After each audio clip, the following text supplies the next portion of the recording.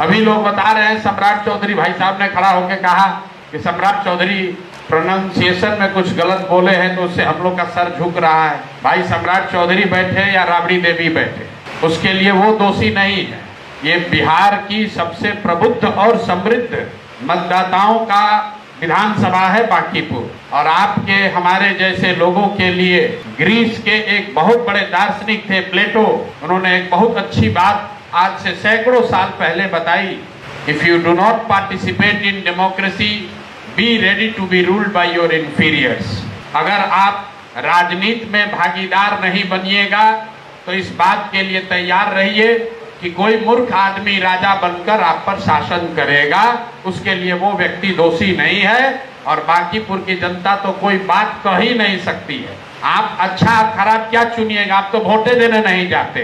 बांकीपुर की जनता तो वोटे देती है 39%। हमको नहीं लगता है कि आज के जमाने में पूरे देश में इससे कम वोटिंग परसेंटेज कहीं भी देश में है। तो अगर आपकी नाली नहीं बन रही है, अगर आप सबसे खराब एरिया में रह रहे हैं, तो इसके लिए आप दोषी हैं, दूसरे को दोष मत दीजिए। जो व्यक्ति अपना वोट देने नहीं जाता है, 5 साल आप बैठ के चर्चा किए जा रहे हैं, बड़ा बड़ा बात कर रहे हैं, ज्ञान की बात कर रहे हैं, इकोनॉमी की बात कर रहे हैं, सोसाइटी की बात कर रहे हैं, मोरालिटी की बात कर रहे हैं, आप तो वोटे नहीं देने जाते, आप तो घर से बाहर निकलना ही नहीं चाहते। कैसे सुधार होगा? नहीं सुधार हो सकता। एक प्रशांत किशोर आए या 10 प्रशांत किशोर आए, सुधार नहीं हो सकता है। फिर हम लोग प्रयास क्यों कर रहे हैं? प्रयास इसलिए कर रहे हैं, इसी धरती में जन्म हुआ है, एक साधारण परिवार से आते हैं। किसी जमाने में, किसी समय में ये सपना था कि भाई 20,000 रुपया का किसी तरह नौकरी मिल जाए, ऊपर वाले की कृपा से, माता पिता के आशीर्वाद से जीवन में कुछ हासिल हो गया। तो ऐसा समझते हैं कि ये हमारी जिम्मेवारी है कि इस मिट्टी का कर्ज अदा किया जाए, और अगर हमारे जैसा आदमी का हिम्मत नहीं पड़ेगा तो किसका हिम्मत पड़ेगा, इसलिए प्रयास कर रहे हैं। ये हमको भी एहसास है कि बहुत कठिन काम है।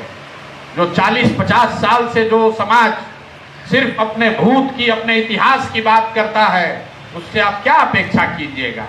जो लोग अपने बच्चों के लिए नहीं खड़े होते हैं, वो प्रशांत किशोर के लिए क्या खड़े होंगे? आप अपने बच्चों के दर्द से नहीं सुधरे तो आप प्रशांत किशोर का भाषण सुन के सुधर जाइएगा, वो नहीं होने वाला। इस बात का एहसास है, लेकिन कई बार आपको सारी बातों की समझ होने के बाद भी आप प्रयास इसलिए करते हैं क्योंकि आप समझते हैं कि आपकी जिम्मेवारी है, आपको करना चाहिए। होना होगा हो या ना होना हो ना हो। जीवन में कभी एमएलए एमपी बनने का मेरा सपना नहीं।